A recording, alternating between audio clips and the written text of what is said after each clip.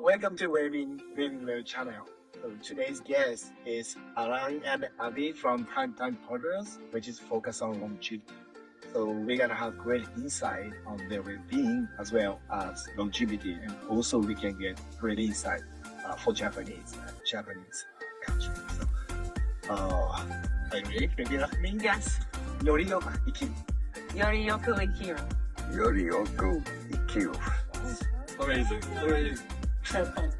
Being a player in the play of life, splitting a meal has more impact. I think there's a difference between what technology can do and what individuals want it to do. Little increments can really change your destination.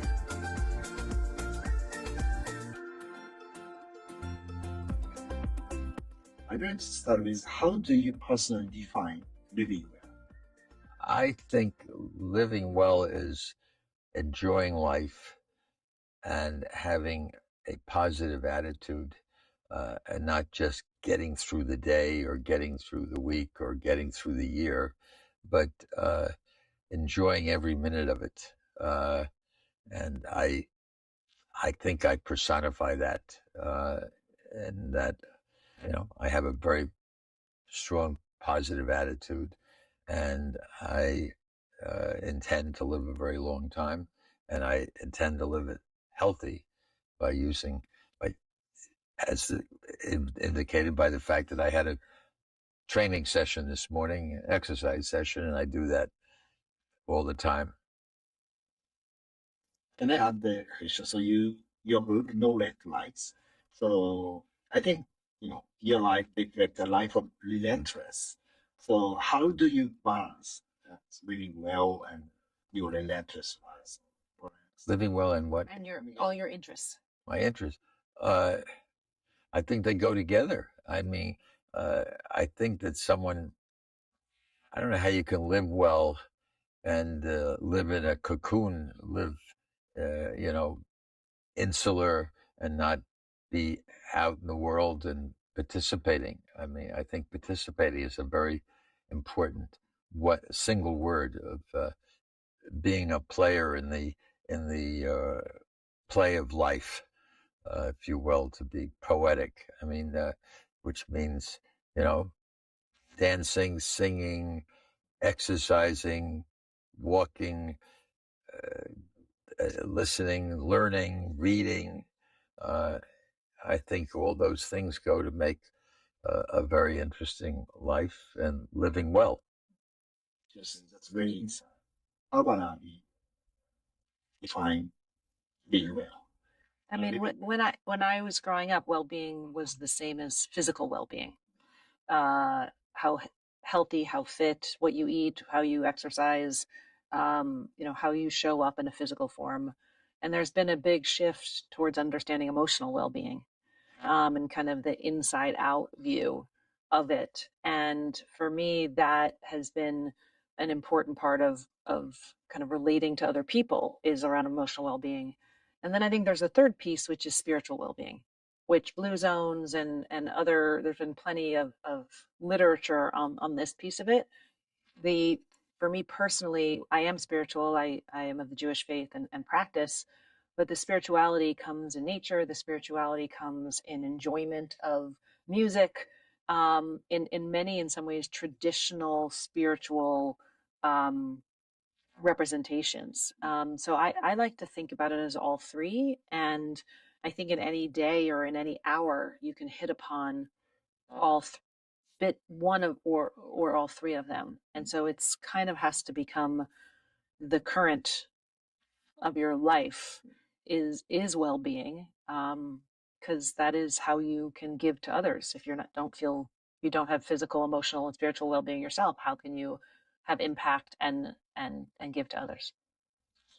So that's similar question. So how do you balance your work being busy? Yeah. I don't believe in the word balance.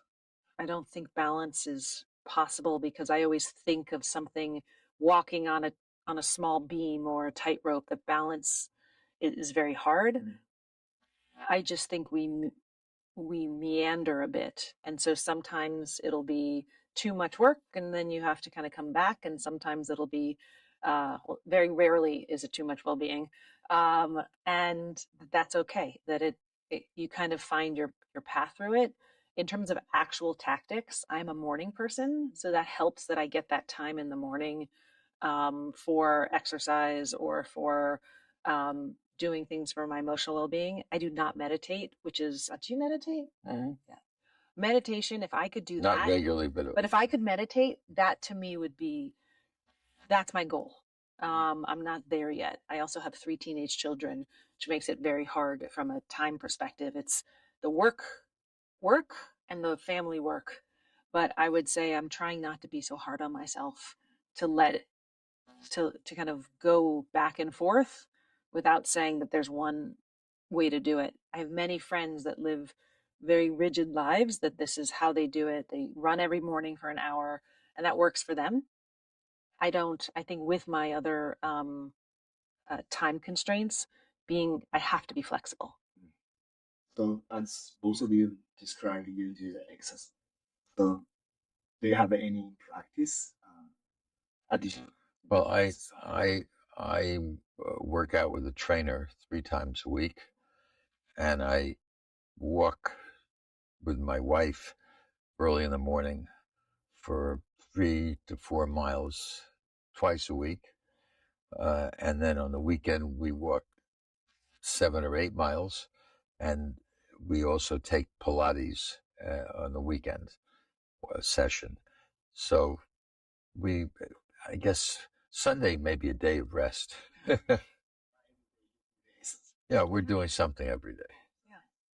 And I also, I should add, more importantly, I walk every place that's possible, which is one of the great things about New York. New York is a walking city.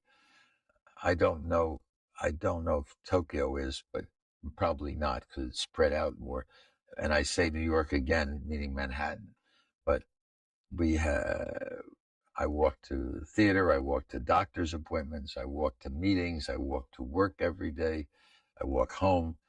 Wherever I can possibly walk, I walk, and that builds up so that I end up doing 7 or 8 miles a day, even after my walk in the morning with my wife. Ain't that like habit of maintaining the regimen and only having one rest day? This walking is like an innate quality, learned quality, or something about the environment you're in? No, it's something I picked up during the pandemic. I made a bunch of friends also during the pandemic where we would go hiking, because I spent most of it out in my country house. So we would hike as opposed to just walk. But you've always enjoyed exercise. You Yeah. were a runner and skier. And so it's not something that was new to you. And frankly, many people of your generation didn't have never exercise wasn't a part of their experience. In fact, a big section in my book is that the relationship I had with a particular trainer. He's not my trainer now. I have a fabulous new trainer who's a boxer, Golden Gloves boxer. But I had a trainer for 25 years, whom I met at 20 when he was 25, and I stopped seeing him when he was 50. So we kind of grew up together, but that was a very intensive experience. So I started a long time ago, and I also have run 4 or 5 marathons. So I've been doing this a long time, as Abby mentioned. Yeah. So I was an athlete in college. Movement has always been very fun. I love the adrenaline, but as I've gotten older and because of the time constraints, you don't have an hour to go to the gym. At least I don't. So I've gotten much more efficient. Like this morning, I ran 3 miles, and it was 30 minutes. Run 3 miles and be done with it. If I travel, I try to spend 10 minutes doing yoga or sit-ups or something in my room, just because it's psychological. I love hot yoga. I love Pilates. I'll try anything with a friend that invites me. And I really am kind of keen on it being something that brings you joy. But the reality of exercise is that 80% of it is what you eat. And so you can exercise all day long. And my bigger challenge is what I eat, not the exercise piece. I want to ask you, what did you eat last night? What did you eat last night? We were flying home. We from a flew work home trip. from the villages, so we actually, it's not true. My wife made dinner. I don't know if she made it herself, but she Organized it. when I got home at 10 o'clock, we had dinner together, and we had chicken and string beans and a baked potato. Just means good for your health. I'm careful about eating, but I don't have a specific diet or specific things. I don't smoke, and I hardly drink at all. I mean, I have a glass of wine every once in a while, but I'm not a drinker. I never have been, and I try to, as much as possible. I love desserts, but I try to reduce my desserts to as small as possible. And I started a new practice a few years ago. I recently married my current wife. My previous wife of 50 years passed away 4 or 5 years ago from Alzheimer's. And my new wife, whose husband also passed away from long COVID, I would take her out, and she would never eat her dinner. She would just have a spoonful. And I said, I'm tired of taking you out and spending all this money. From now on, we're going to share our meals. And we share every single meal. From the start of a drink, we share, and the appetizer and the main course, and dessert. She doesn't eat dessert, so I end up having that myself. And she has her tea, and I have my coffee. But now we're both going to have green tea. Yes. But that has a big impact. Splitting a meal has more impact than anything I can think of. And the problem is, I don't know about Japan, but in the United States, in New York, the portions are so big that when they give you portions for one, two people can share it, and there's still something left. And I don't believe in bringing food home, which is a very common trait in this city, is you get a doggy bag and take what's left home, but we never take anything home. And there's always something left even after we split. Have you tried that idea with one of your dates? I have. Yes. Does it go over big with your dates? It should. It does. No, it's also, it slows everything down, especially when you're sharing something, because you're much more cognizant of making sure that everyone has a bite. And so it's nice too. It also makes us agree on one thing, Yes. which we have no problem about. Yeah. And I also weigh myself twice a day, when I get up in the morning and at night. And if I gain more than 3 pounds during a day, which you can do easily, I skip a meal the next day. I try to skip a meal wherever I can. I skipped breakfast today. Really interesting, parlay, just the importance of data in health, tracking that kind of weight gain or loss every day. How have you guys started to think about maybe the intersection of your life and work, the importance of physical data and well-being? I mean, it is irrefutable that if things aren't measured, it's very hard to take action.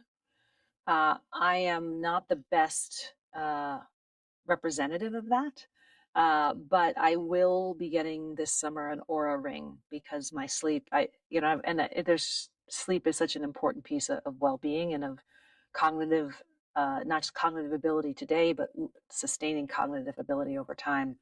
I think what we've found, though, and some of the areas we're interested in, is that now there seems to be so much data that there are companies where you can get 300 biomarkers from your blood, and that the average person doesn't know what to do with all that information. And to be honest, much of it actually is not actionable anyway.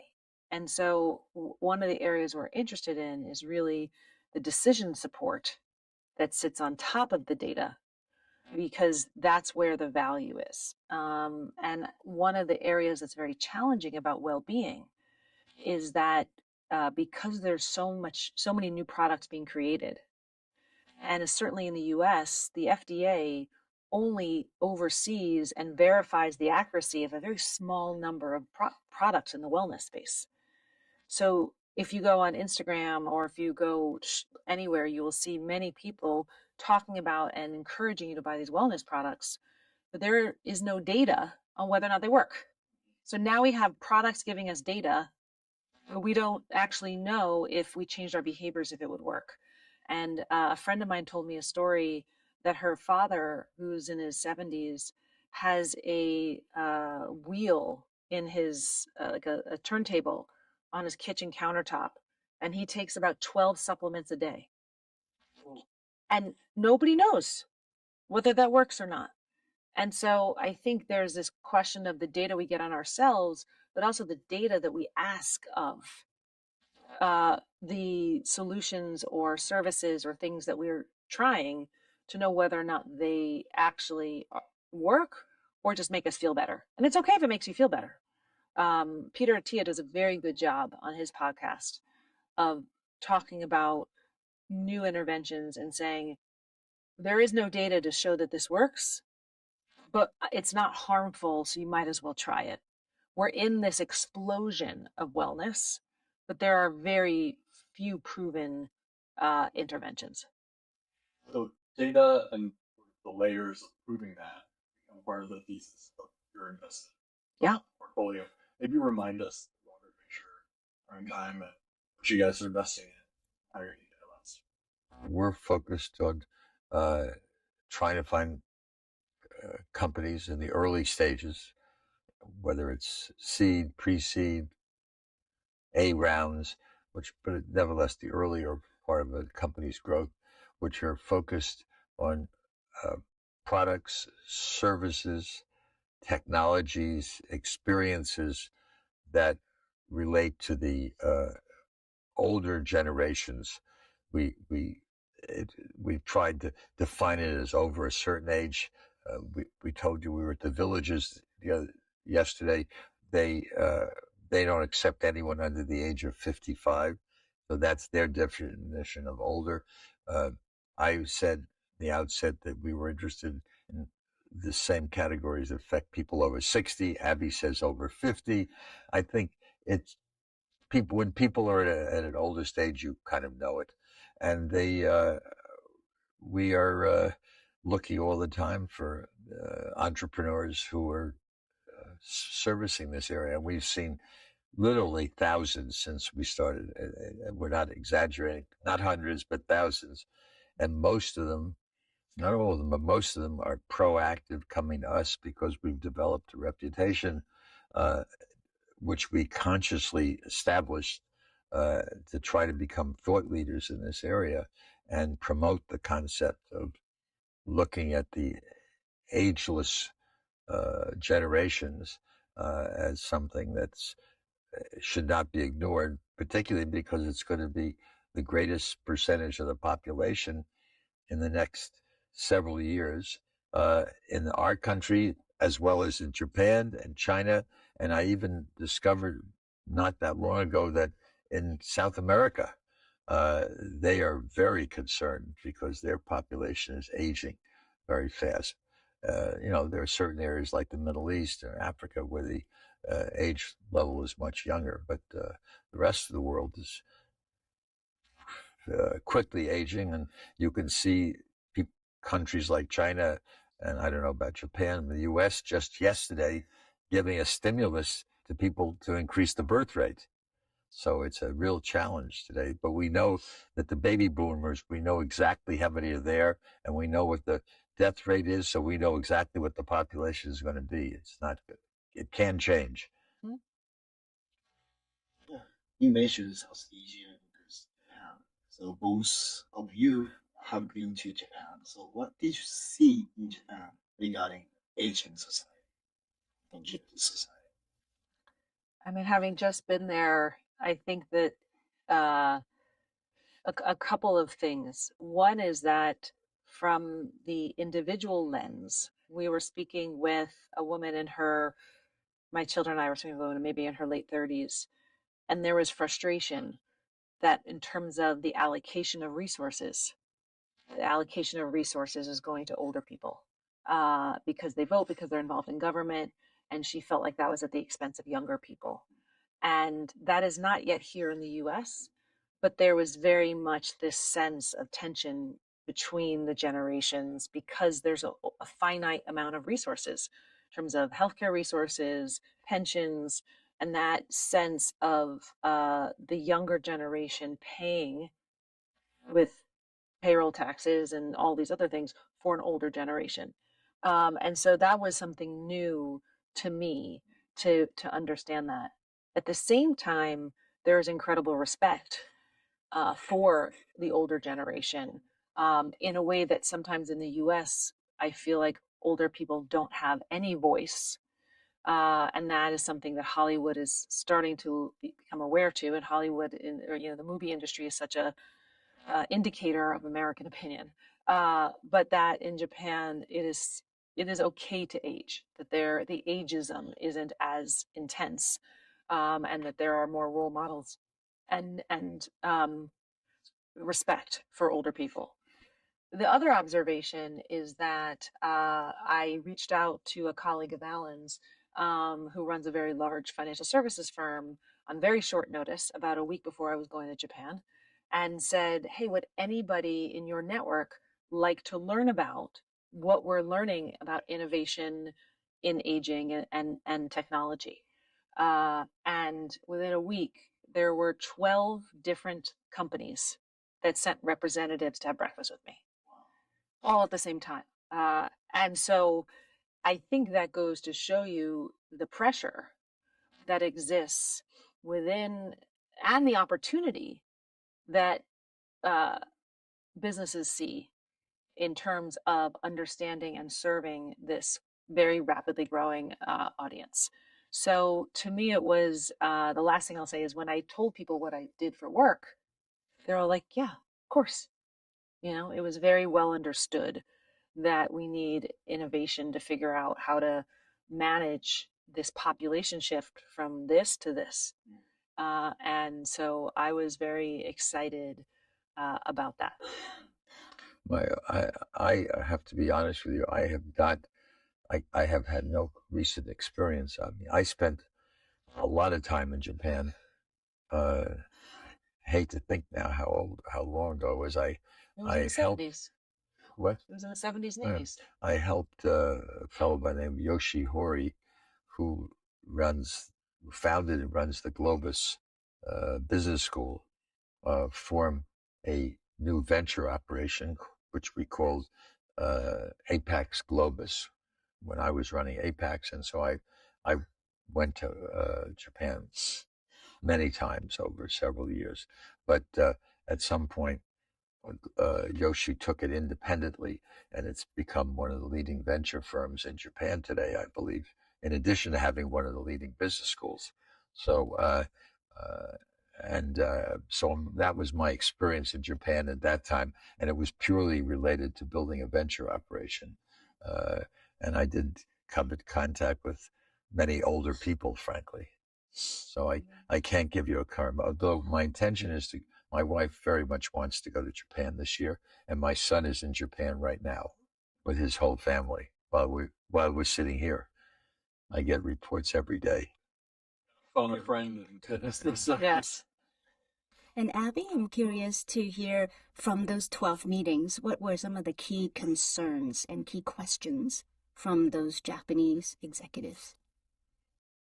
I think there is this question of the care in the home, that the Japanese healthcare system has been modeled on you go to a doctor, you go to the hospital, you go home, but there hasn't really been a model of care in the home. And so I think there are a lot of questions around how that works. I think there's was always this sense, you asked about robots earlier. I think there was a sense that there would be some technical solution to solve for the fact that people are aging in place. And it's not happening. The care is still a very human business.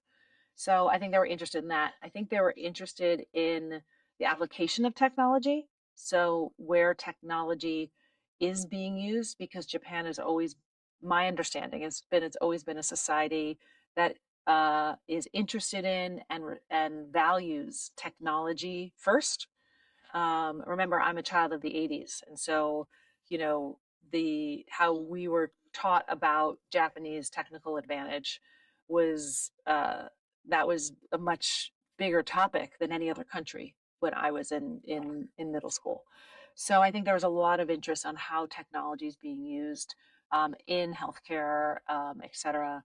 And then I think there was a conversation around how can we bring US companies to Japan, recognizing that there is innovation happening, or companies from other places, but that was really the commercial opportunity, was to, and many of the big Japanese companies have always grown through distribution partnerships and acquisition. So I think they were very curious to see, are any companies that we're seeing or in our portfolio ready to have a partner in Japan from a distribution perspective? I will throw one thing that just occurred to me. When in the very first year that we started, we saw a company, and we have subsequently seen 35 companies that do exactly the same thing, which is called RPM, remote patient monitoring, which is just what it is, monitoring people either who are at home or in a hospital room to cut down the costs of taking care of them. And the company we looked at was run by a woman, and her first in San Francisco, and her first customer was Japan. Mm-hmm. And she said that this has just hit me.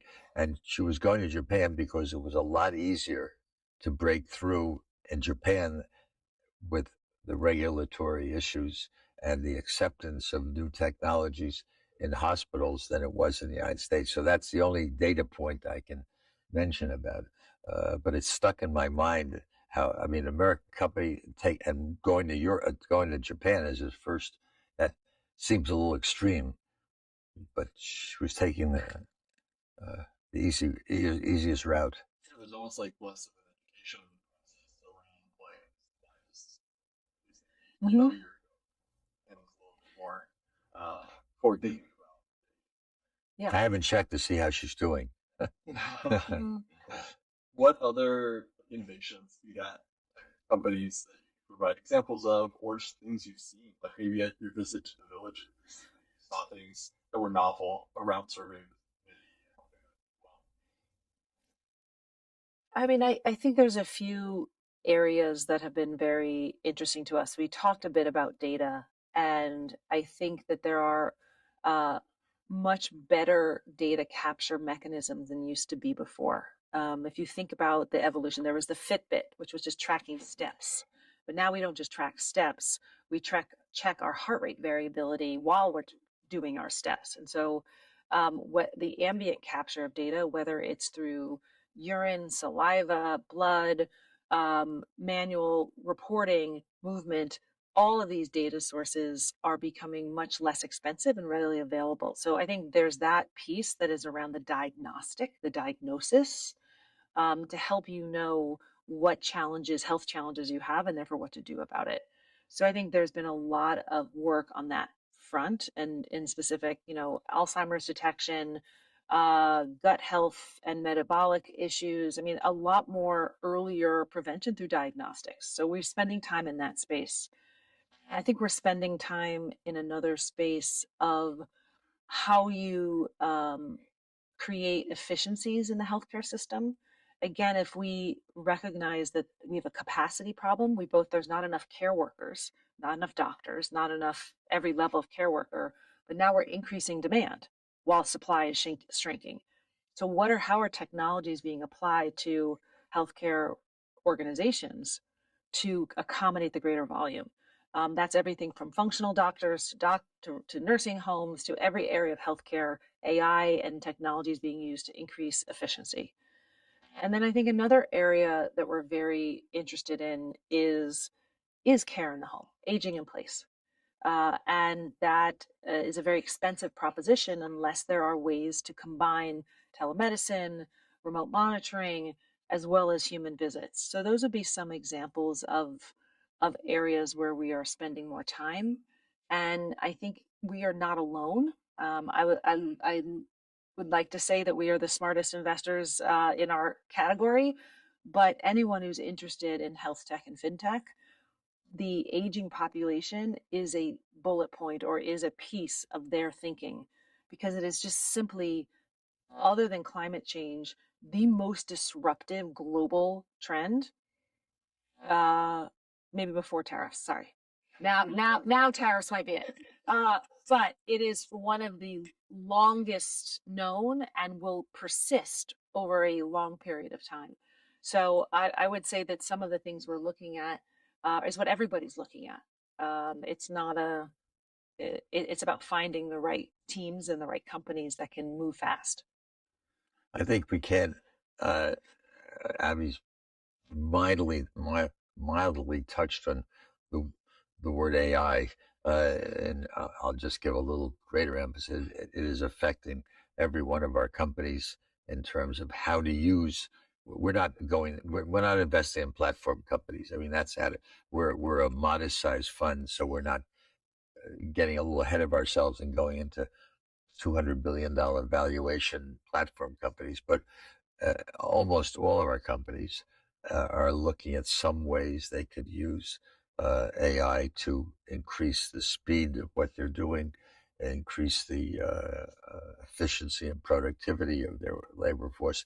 I think a major part of that is the use of voice in so many areas in terms of analyzing people's depression and analyzing their stage of dementia, in translating what were laborious tasks that were done manually in terms of writing, now capturing the voice and translating it into filling out forms and dealing with all the issues that are involved. So we're very enthusiastic about the opportunities with voice specifically and the use of AI.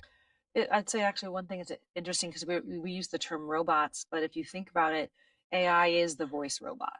And so we're looking at a business now that is using, AI companions for older adults, and the conversational nature. But what this team has been able to do is to also give the AI context to remember from conversations to conversations, so they can say, remember when we spoke about the New York Yankees, sorry, Japanese baseball fans, but when we spoke about the Yankees, what about this score? What did you think of that? That really having a memory, if you will. So the technology keeps getting better and better, and is moving faster and faster. But it is in my mind, while people thought robots would be the solution for aging, I think AI has been and will continue to be a great ally. I wonder, are there any Japanese? I'm asking you a question, but you don't have to answer. But I wonder how many venture firms in Japan are focusing, as we are, in this particular category. None. Yeah, I think so. I'd be surprised. Few Japanese VC focus on specific area, and then maybe one of them or some of them invest in longevity area, but they are not focused on only. You understand our strategy. It's important that your listeners understand. We call ourselves a horizontal fund. We don't specialize in any particular one silo. So that by that, I mean, we don't care if they're in climate, they're in energy, they're in finance, they're in consumer, they're in anything, as long as they are dealing with the customer that we're interested in. So we cross many different verticals, and it happens to be, it follows logically that the largest percentage of industries are health related. The second largest are financial related. But we are in other areas or are interested in other areas. But those are the two biggest segments that affect longevity, healthy aging. It's health and being able to finance and have the resources to be able to live longer and live well. I think that's a big problem. So I think very easy explained to facing problem in US. But yeah, mentioned there's no specific focus on in this sector. It could be a little fun too. Yeah. I mean, we're a little fun in terms of the venture industry. Which is why Japanese corporations and investors should invest in Primetime. Yeah. I personally. Yeah. I want to ask, speaking of AI, so maybe the physical AI is kind of hype was now. So yesterday actually we discussed about physical AI, and I imagine the life with slower kind of humanoid. So how do you think the future? So will we live with the humanoid? Yeah. How do you- So I think there's a difference between what technology can do and what individuals want it to do. And one of the things why we've looked at many different technology companies, and maybe it's just our background in marketing, but most individuals don't want Especially I have not spoken to younger people, but I can say most older people don't want that opportunity. The only exception is when I started the fund in 2019, I went to a conference in San Diego, and there were 4 robotic pet companies, like robotic dogs. So somehow it's not the humanoid, it's the petoid that might be the answer.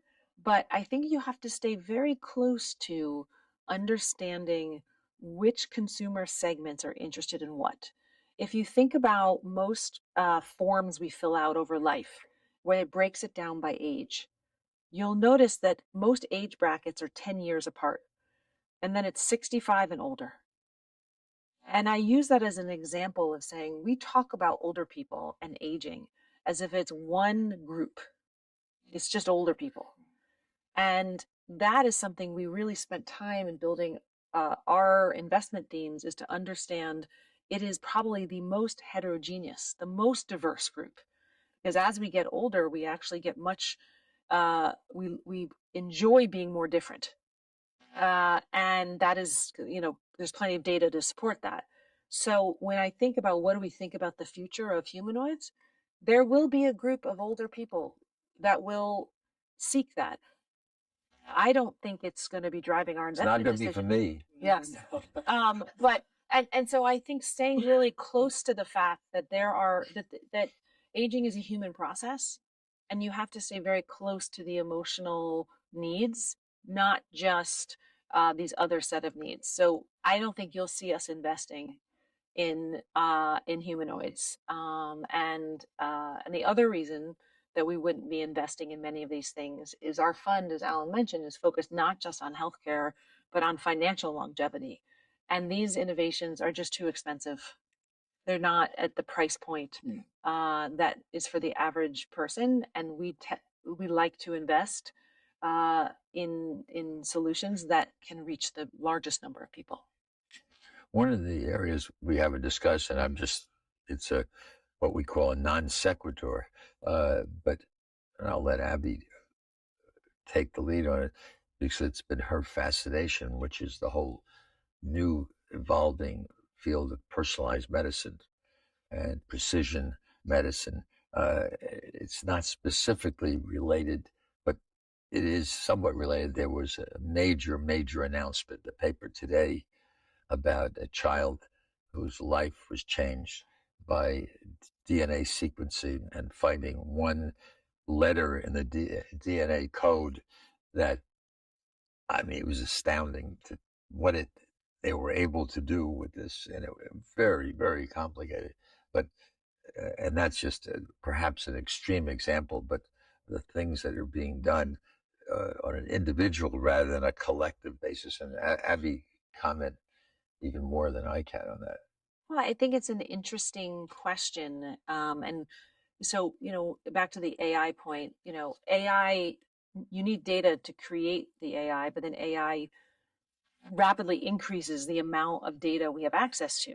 We're getting to the point where all of this data on our brain health, inflammation, gut health, our DNA, our genomics, all of these are new data sources. And with that creates a picture of you being an individualized, different from everybody else.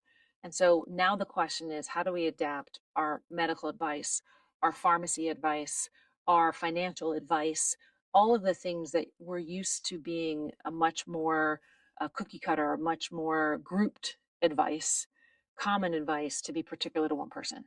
And that's where there's a very big unlock, I think, in well-being. Last one question. Give us your final thoughts. How we advise subscribers who want to be well. Well, I honestly think I'll go back and summarize what I've said, but I've given you my formula. I mean, my formula is to wake up every day with a positive attitude rather than saying, as many people do, they look out at the weather and it's rainy out, I'm depressed, or they don't have the same energy level, but to get up out of bed with an enthusiastic attitude, to walk as much as they can during the day, to exercise as much as they can, to eat carefully, and to keep their mind active. I believe staying engaged, participating in every aspect they can in life, and not retiring too early. And if you read my book, which you mentioned, No Red Lights, I say in that I'm going to live to 114, and I really believe it. And it was based on a gerontologist 10, 15 years ago who gave a lecture saying that we could live. Today, that same lecture, I believe, would say 120. And if you believe that, then if you're 60 years old, you've only lived half your life. So what are you going to do with the second half of your life? So spend as much as you can your time keeping yourself in shape physically and mentally to participate in that last half in an active fashion rather than just, phasing out. Well, you've heard it from the expert here. I would just say, with anything in life, if you think about a slope, little increments can really change your destination. And I think each of those little steps you can choose to take every morning when you wake up. It is a choice. There's, of course, some genetics and exposure and access to resources, but there's so much that is in our control. And that the little choices, drinking the extra glass of water, being kind to somebody, being kind to yourself, those are the little choices we make that if you make them every day a little bit, it changes where you get to. And so that's kind of been my philosophy on how I think we can all enjoy our experience of the time we have on this earth. Thank you. Your insight. Thank you. Thank you for having us. Thank you.